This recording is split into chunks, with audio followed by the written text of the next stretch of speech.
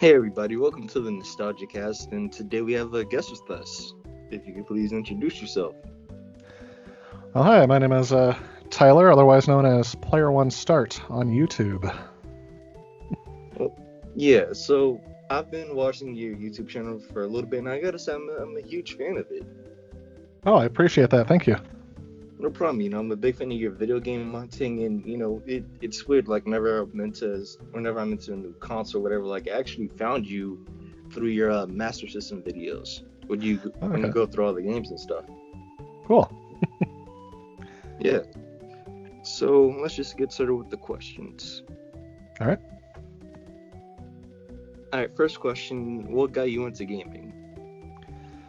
Oh gosh, probably being the youngest of a family of four kids. I had three older brothers, and they were always hogging the Nintendo Entertainment System. And growing up in that environment, I just kind of wanted to do what they did. So I kind of just also growing up, I didn't have a lot of friends, so that was something that video games was something I didn't have to wait for someone else to play with. So, again, being the youngest of a family of three, I was picked on a lot by them. So, I guess that's kind of how I first started getting into it. It's just kind of a social outlet for a time when I didn't have much of a social life. So, Yeah, I mean it's kind of a similar situation to myself. Like back in the day, I always used to grow up with the GameCube. It was just I same as you. I didn't really have many friends in school back in the day, so it's just like school and GameCube, school and GameCube. yeah, But yeah, absolutely. yeah. All right. Kind of a small question, but like tips for a small YouTuber like myself. Oh gosh, well, I can still consider myself a small YouTuber. I guess one thing I would say, and this is advice for I would give to anyone in life, is never feel like you can know it all because there's always something that you don't know, and you learn as you go.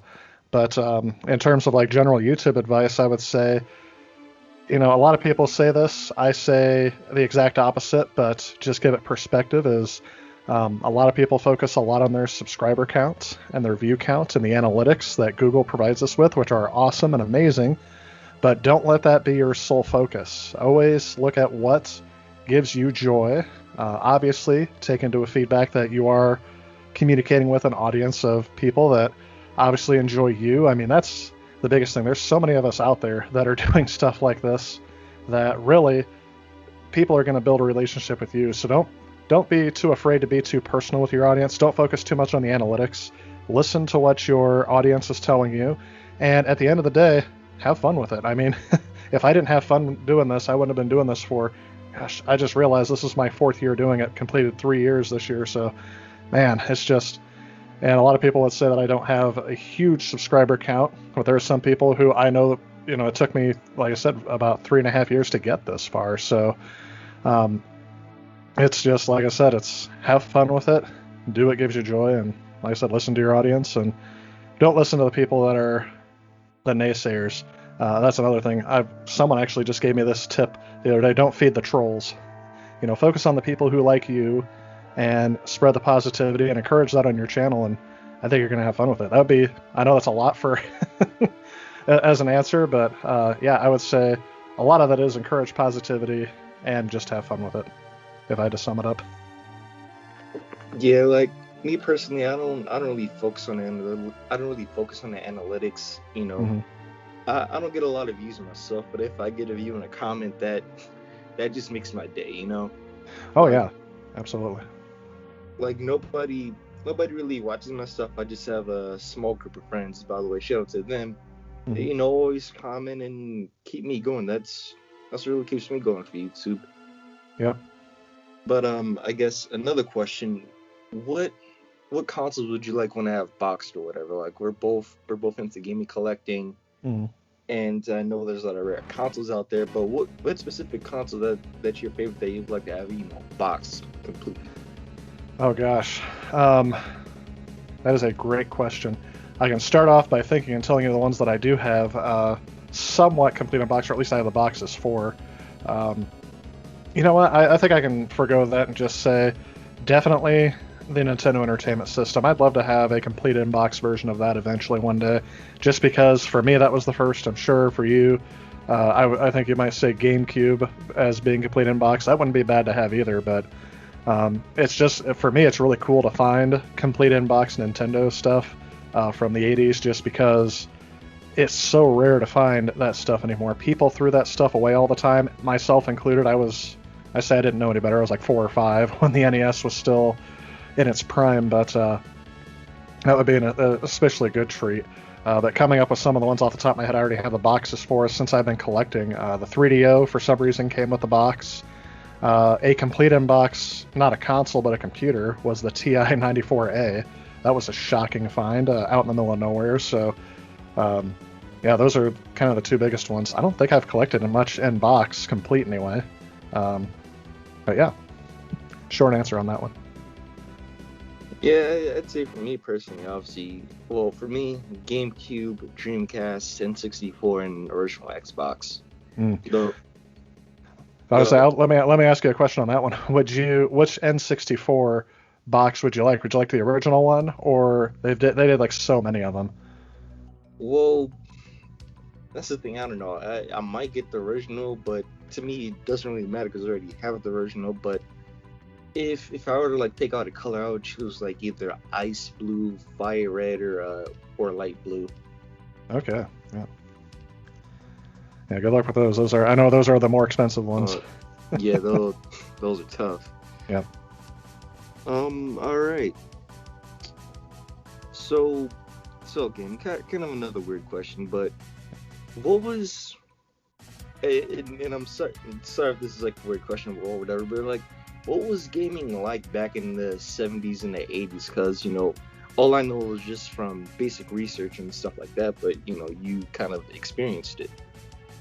Yeah, that is a very good question. I'm more of the end of late 80s in gaming, so I would say before that, in the late 70s, it was probably mostly arcade.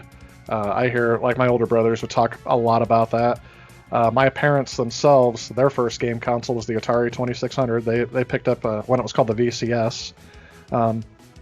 They had that, and that's the console I said that came with imagination, because nothing on the screen represented what it was supposed to be, so you had to use your imagination.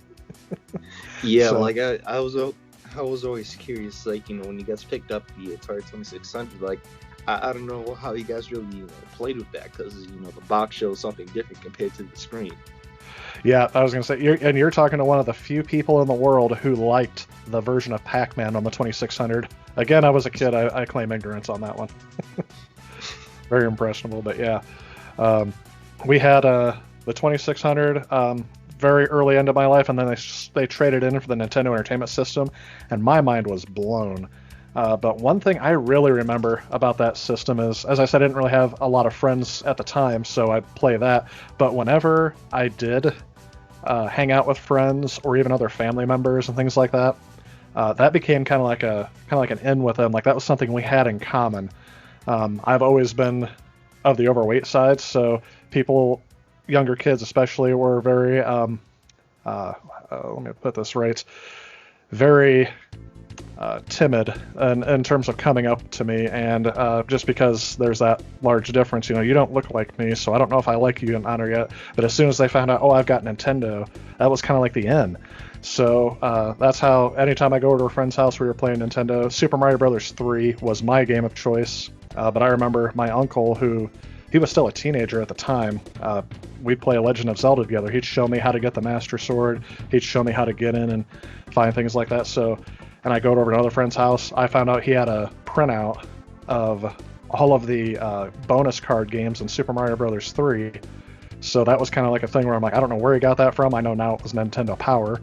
But, you know, that was the thing. You know, so you got to practice on your own, but we had to go to somebody else's house to play. That's something that I think today is severely lost because we have so much of the ability to interconnect with people just through. Just the other day, I was playing with one of my coworkers on Xbox, my first time playing Halo 5, if you can believe it. So, but I didn't have to go to his house. I literally just texted him and said, hey, you on your Xbox, you want to play? And he said, sure.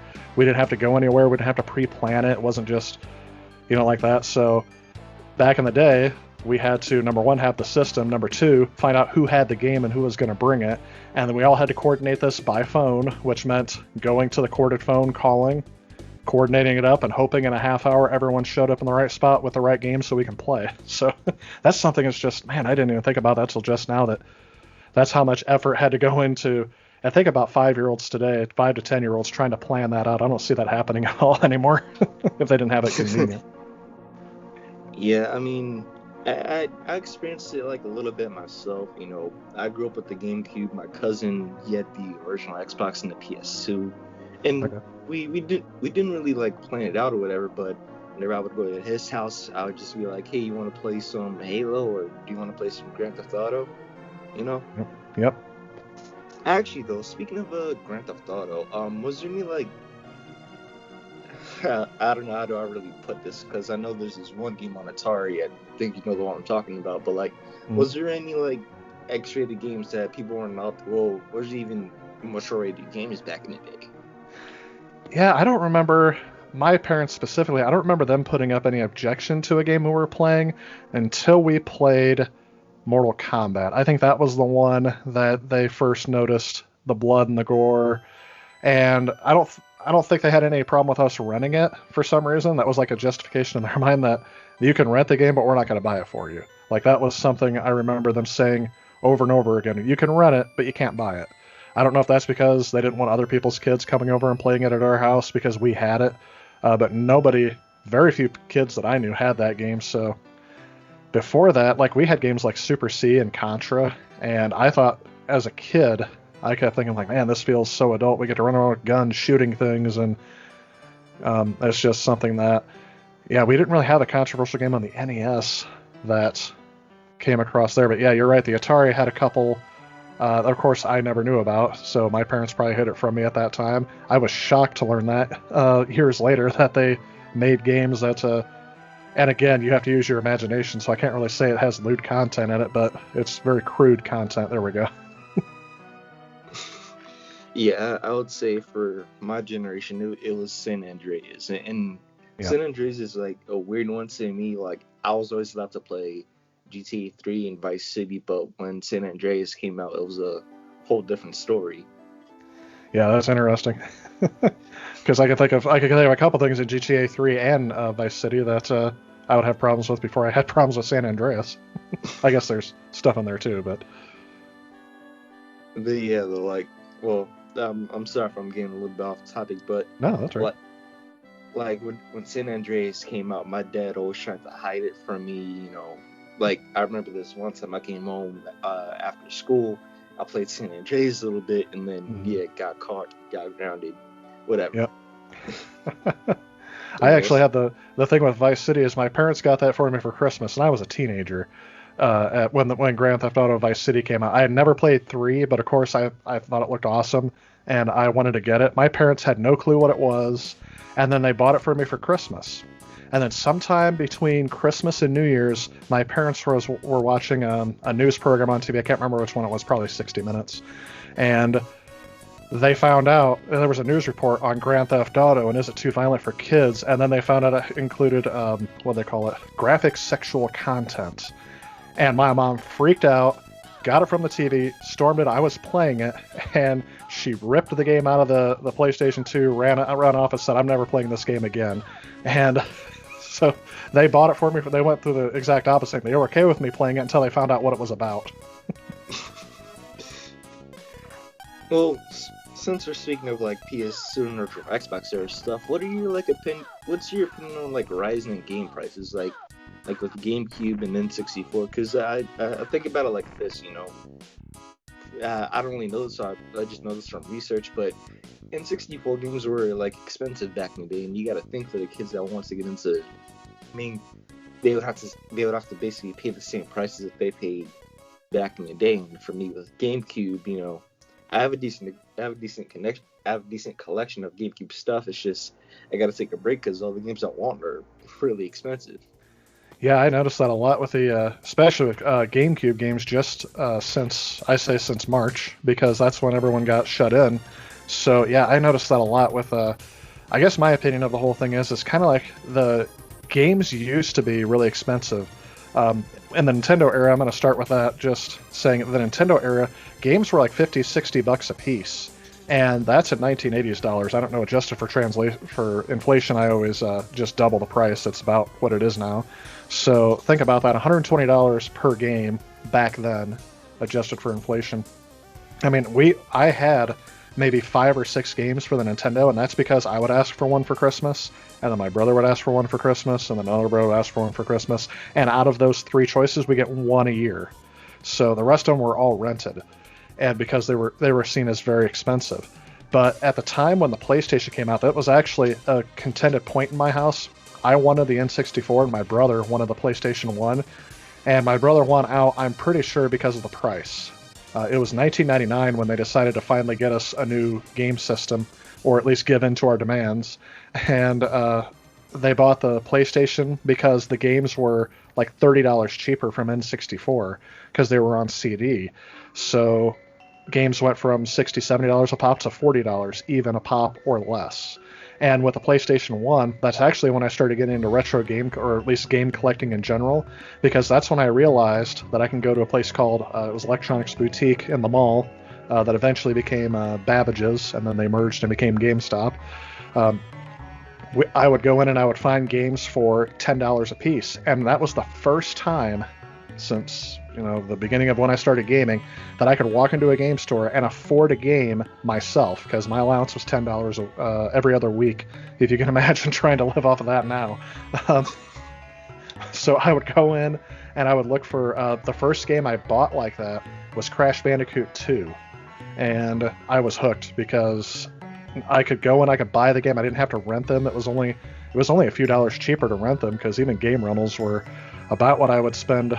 That's about the only time I would go to the video store and rent them. So I think we were used to games being cheaper like that, and then in the PlayStation 2 era, they raised up $10. PlayStation 3 era, I think they raised up $10 then, and then they've been steady since the PlayStation 3 era. So I understand that games are getting more expensive to produce. Obviously, labor costs and everything going into that, licensing fees and things like that, those are all going up.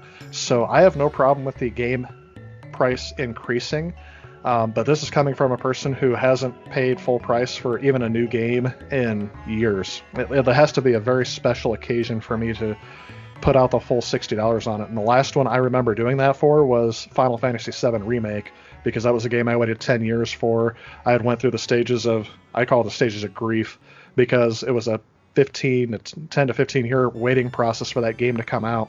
When it finally came out, I was glad I bought it. But I think that if game companies want to raise the price again, I think they said the next gen is going to be $70 starting out, and it could go even higher than that. I'm okay with that happening as long as what you're buying is the full game. And if they I always use Tiger Woods as the example, because I would buy every year I get a Tiger Woods game since 2004. And then I stopped buying them when I found out that they didn't include the Masters, and that was an extra additional cost. And I said, it's just like selling Madden without the Super Bowl. And I'm sure I'm giving EA ideas now. Oh, hey, we can do that. But maybe that's just EA. But yeah, I want the if they're gonna sell a game that's $100 and it's a legit $100 worth of experience for me, then yeah, absolutely. But don't sell me a $100 game and say, all right, 3 levels in, you got to buy this, you got to buy that. It's just, yeah. Yeah, I mean, I agree with you when it comes to that. Like I'm just sports games wise, I'm just getting really tired of it. Yeah. EA's basically monopolized all the sports games, Madden, NHL, 2K has NBA, all that stuff. It's getting ridiculous. But I want to go back to what you said about the PS1 and 64 stuff. Yeah. Now again, I know I'm getting off topic, but I remember. Do you remember when the Xbox 360 and the PS3 first came out? Oh yeah, absolutely. Yeah, so I remember that Christmas. It was around like 2006 or 2005. At first I wanted the PS3. My sister wanted the Wii, and I asked for my dad for a PS3. He was just like, hell no, that's way too expensive. Because I remember Sony did the $600 things at first, and Yep. Yeah, I ended up like getting a 360, but it's just stuff like that. It just brings back memories, I guess. Yep. I was like, the PS3 was the first console I bought with my own money after having a job. So yeah, I remember that a lot because I had to have the research down which one was I going to get. And I guess the only story I have about that, since you brought up the PlayStation 3, Xbox 360 era, was once my parents got the PlayStation 1, I was upset for maybe 5 seconds because to make it up to me, usually they would only buy one game with the system because there were no packing games with them. So my brother got Need for Speed High Stakes. He was a huge Need for Speed fan. We played it on PC. We didn't have a PC capable of running it, so getting it on the PlayStation 1 was kind of a thing. And I would have enjoyed that game as well, but I was still bitter because I wanted to play Mario Kart. I wanted to play Super Mario 64. My friends were all raving about this stuff, GoldenEye and things like that. So, but the game my parents decided to get me was Crash Bandicoot 3. And ever since then, I was loyal to Sony. So going into it, there was no way I wasn't going to buy anything other than a PS3. So I had to save up my money on a McDonald's salary of pennies a week to just save up and get this console. I brought it home, and 2 days later, there was a shot of fire that shot out of the back of the fan, and the thing fried out. Oh, jeez. Those original consoles have heating issues, even still to this day. If you own an original model, launch edition PlayStation 3, you have to take very good care of it because they had huge overheating issues. So I had to return it to the store, and I was told, the store was Circuit City, by the way, so that's another throwback, but I was told by the store I should wait until they come out with their first revision, which was said to be coming out in May of 2007. So after looking forward to getting this console, I got it. It was Thanksgiving 2006. The first console I bought. I had to return it to the store. I was told to wait, and I'm sitting there, I'm like, I don't think I can wait.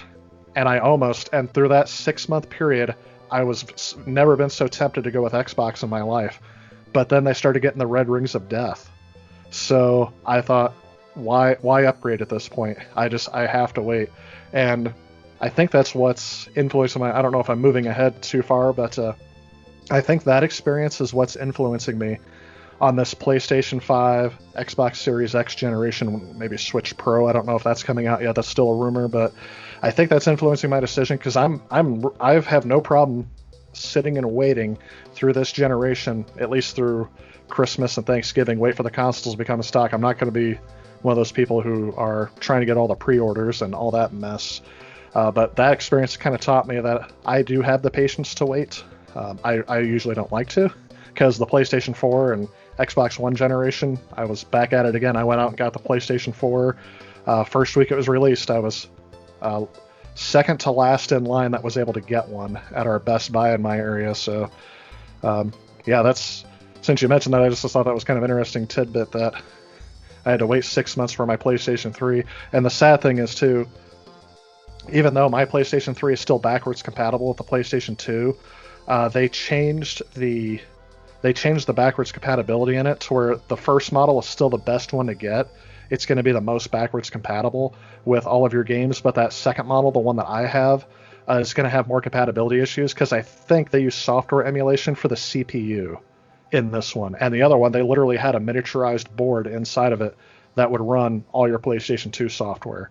So I guess it is what it is. And then finally, after 2007, they took it out altogether and dropped the price of the PS3. So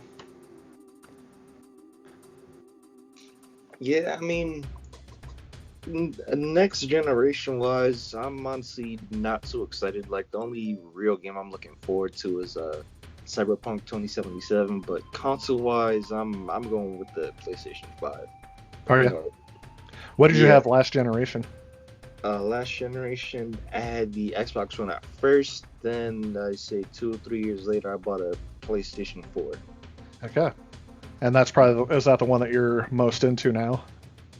No, the one I'm most into now is still kind of the Xbox One because it's backwards compatible with 360 and the original Xbox. But when it comes to next generation's Xbox, I'm honestly not excited for it at all. Like it's just kind of a weird reason why I don't like the next Xbox. But I feel like this next Xbox isn't really going to be good. I feel like Xbox lost its stride after after the 360. You know, Okay. maybe that's just my opinion. Yeah, I can see that. You know, with the original Xbox, it was edgy, it was modern. You know, Hmm. looking back at it now, it was cringe, but still it had personality. You know what I Yes, it mean? did. Yep. I think Xbox 360, I think, was Microsoft at their best. Unfortunately, everything that made the Xbox, every shortcoming the Xbox 360 had, is what they took and decided. Oh yeah, this is what we're going to continue with the Xbox One. So I'm hoping they turn things around. I think that they have some good ideas that I hope Sony steals. Not that I don't want either one of them to fail. I think they can both kind of coexist.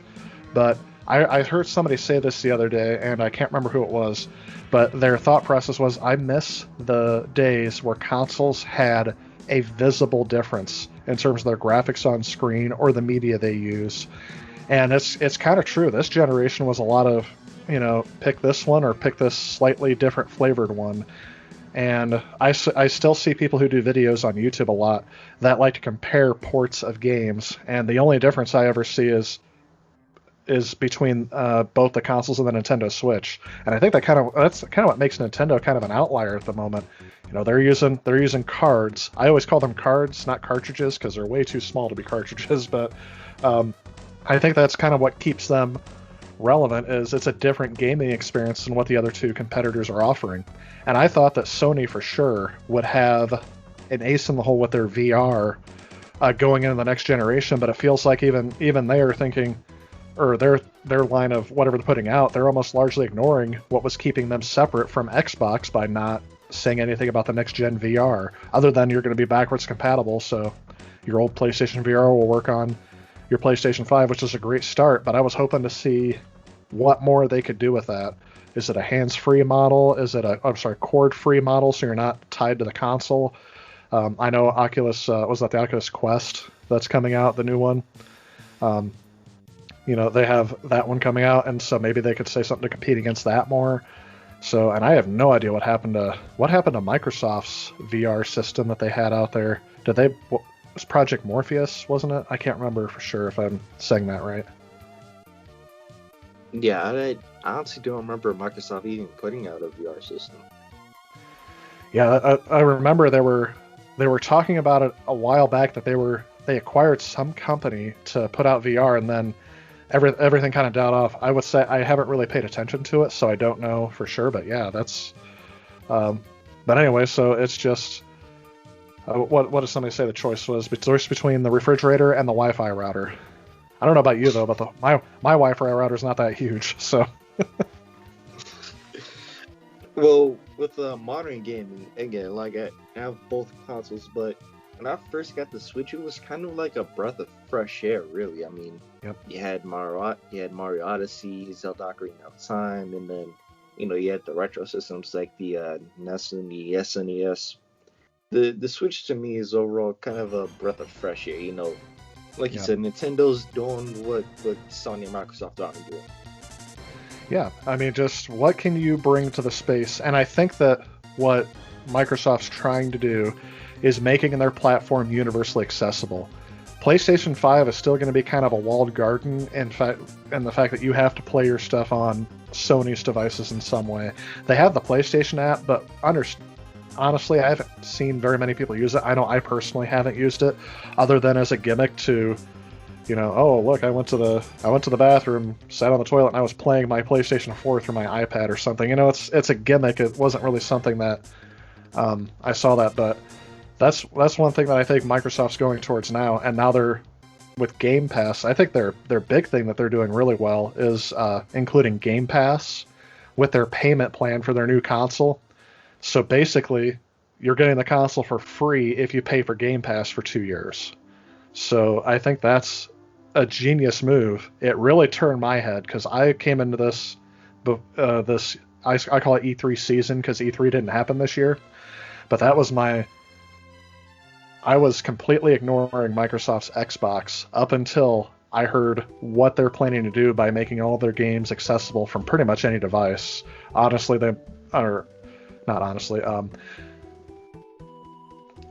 obviously, there we go. Obviously, they're focusing more on their Windows devices and doing crossplay with that. But seeing a Microsoft Xbox app show up on a Nintendo Switch, that would be something. And I think that could possibly happen, especially if they get that 4K Switch version. Although I have my own thoughts on why I don't think the Switch should really worry about going 4K yet. But it's, because I already consider the Switch a next-gen system. It's already part of this PS5 and Xbox Series X generation, because the Wii U was the answer to the PS4 and the Xbox. It wasn't a very good one, or at least it didn't do very well. But there's that. Yeah, I mean, well, like I said, like game-wise, Nintendo is just offering something different. They offer stuff that Xbox and PlayStation has. Yeah. It's just like in a smaller, kind of cheaper device. I mean, granted, Nintendo does have its bad side, of course. The bad graphics, the Joy-Cons, drifting, all that. Mm-hmm. Nintendo has its issues, but Yeah. All right, and this is kind of a weird question, but like perfect, gaming situation. Mm-hmm. So like, let's just say it's Friday, you're having a beer or something, and you play some games. So like, what would be like your perfect situation for gaming? Oh gosh, I think, I don't know if it's just because I'm getting a little bit older, but I would really prefer to sit down. I mean, I kind of have my dream setup already here, but my dream setup for retro gaming is CRT television. I know a lot of people spend a lot of time searching for, and they do spend a lot of money on getting like those PVMs, which were commercial grade CRTs that would have the best resolution possible. I usually don't go for stuff like that because I want to see the graphics as they were intended to look, number one, and number two, how you would have seen them as a kid. As a kid, you weren't playing them on a PVM, you were playing them on a commercial, just a regular standard CRT television. So to me, it's either going to be the Nintendo or Super Nintendo or the Sega Genesis played on a CRT. Having a chair is optional. You can sit on the floor and have the console right in front of you and lay on your stomach and play it if you really wanted to. So, I mean, yeah, that's kind of a dream setup for me. Is really, it's that simple. It's a lot of people would say, oh, they want to have I've heard somebody else say that I should get what's called a frame meister. I don't know if you've heard of that thing, but it's basically supposed to convert your console picture cleanly in the best way possible and upscale it to HDMI so it looks better on modern displays. And then, of course, you can mod your console to get better picture out of there, like the N64 HDMI console mods that they have out there. But really, I say, why spend all that money trying to upgrade the picture to a modern display when you just play it on a CRT and it's going to look awesome? And CRTs right now, I always tell people who are trying to get into this, if you're paying for a CRT television, you are paying too much, because these things, people want to get rid of them. There's several people around me, since I live in a rural area. I know some people who live on acres of farmland that every now and again, maybe once or twice a year, they'll find a CRT television in their ditch because people will just drive by the highway thinking it's a non-populated area. They'll just toss it out the window and the reason why people do this, that's illegal to do, so I don't recommend it. But the reason why people are doing this is because it costs $90 to $100 to get rid of these because of the hazardous materials inside of them. I didn't even realize this until somebody, a recycling center, told me this, that the glass in front of that the CRT uses for their screens have lead in them. And that's that just tells me it's a product of the 60s and 50s, because lead was in everything back then and drove people insane. But yeah, I would say, since people have to pay to get rid of them, I don't think you should pay to get one. So you're doing them a favor by taking it off their hands. So obviously, different areas, like in cities, you can't probably come across very many of them. So if you're like in a place, Chicago, New York, or LA, you're probably not going to come across very many CRTs that aren't being sold as a retro gaming device. But yeah, so I guess, making a short story long, condensing it down to be perfect gaming setup as a CRT, maybe a cheap chair or just laying on the floor in front of it, and playing the NES, Super Nintendo, Sega Genesis. Yeah, I would say for me, basically the same thing. I would just have another CRT because I would just basically have one for the PS1 and 64, then another one for the Sega Genesis and Super Nintendo. Nice. But what are your opinion on like mini consoles? Like, we're hearing rumors of Sega making a Dreamcast Mini or Sony making a PS2 Mini. What do you think of the mini consoles? That is a great question. I wasn't expecting that one. Because I've been toying with the idea of doing a video about this eventually. So many other people have done videos when they come out. I did one on the PlayStation Mini a while back on my channel, but I think that's the only Mini that I've reviewed. Oh wait, no, I also did those flashback Mini consoles, but I think they're great for the casual retro gamer. People who don't own the systems, don't want to spend the money to get one. I always tell people who are just getting into retro gaming to collect a Sega Genesis because they're still like 20 or 30 bucks or less. And the game library is huge, and there's a lot of great games you're going to find for cheap.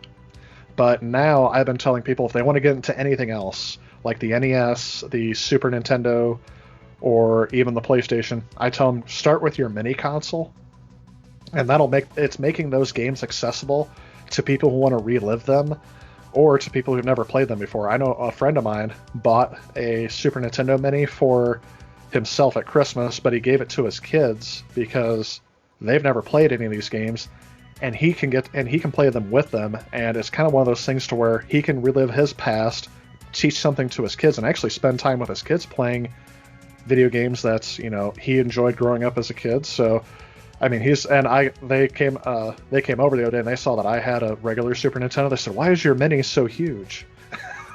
So, I mean, they're like, when they first last came over, they were like 6 and 8 years old. So, it's kind of weird to see.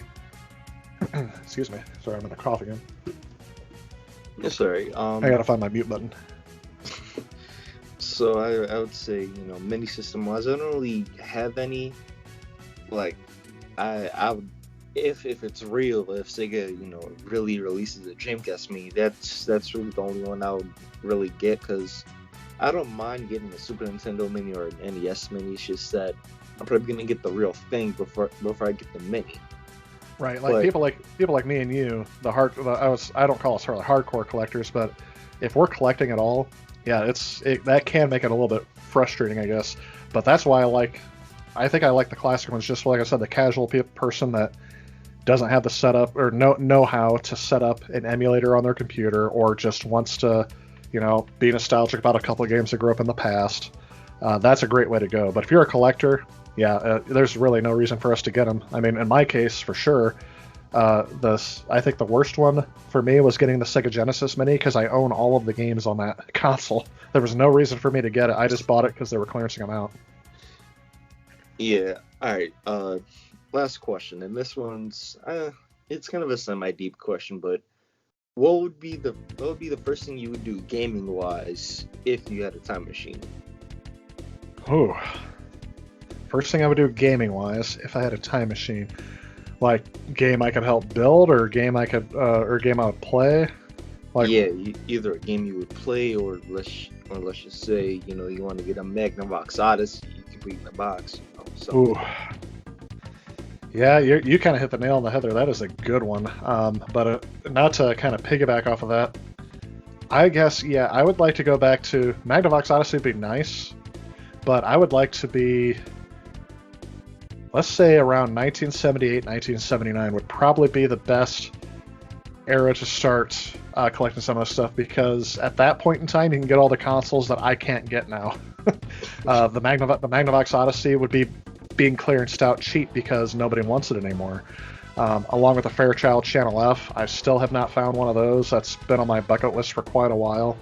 One of the old Atari Sears Pong units, all that stuff that they were clearancing out then. And of course you would have the Atari 7800, the 1978 version of the Atari, which is the VCS, is what I meant to say.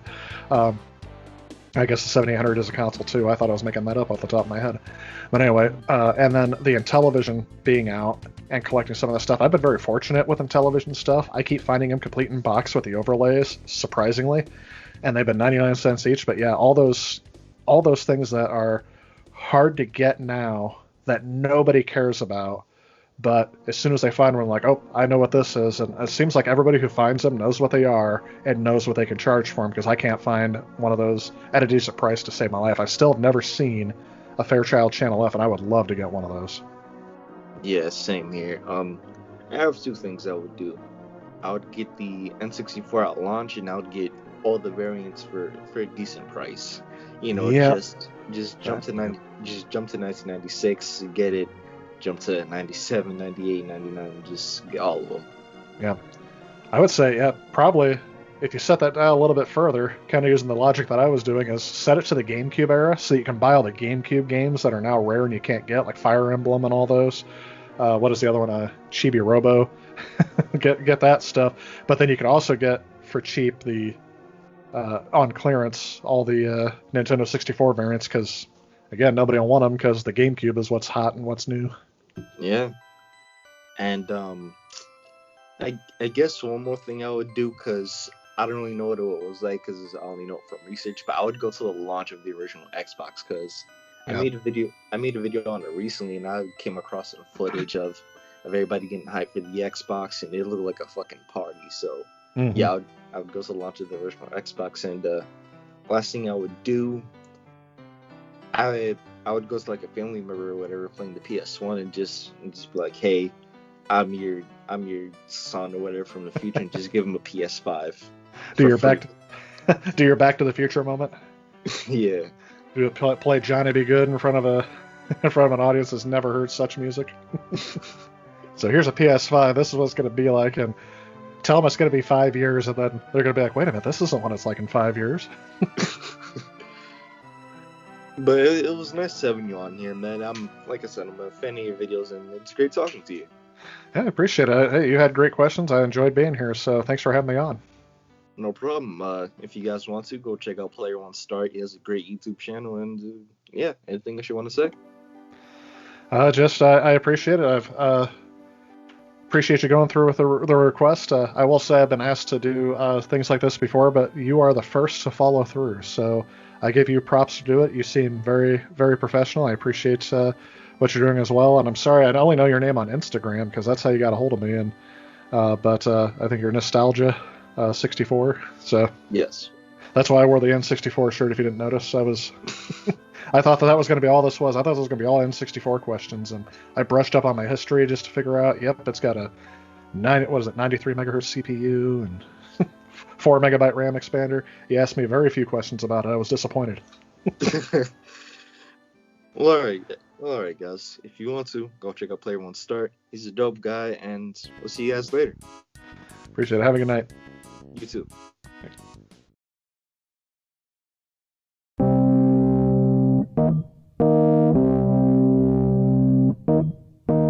Soul making, sound shaking.